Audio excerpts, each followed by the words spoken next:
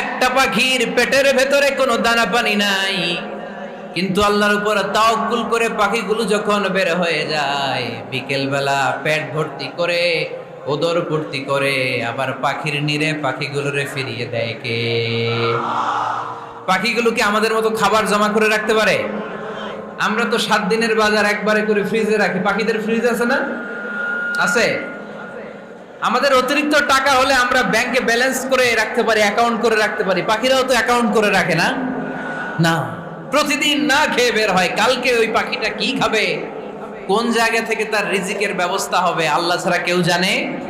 এটার নাম তাওয়াক্কুল। এটার নাম কি? আমাদের সাধ্যের, আমাদের ক্যাপাসিটি, আমাদের ক্যাপাবিলিটির সবটুকু করে আমরা তাওয়াক্কুল করি একজনের উপর। চিল্লায় বলেন, তিনি কে?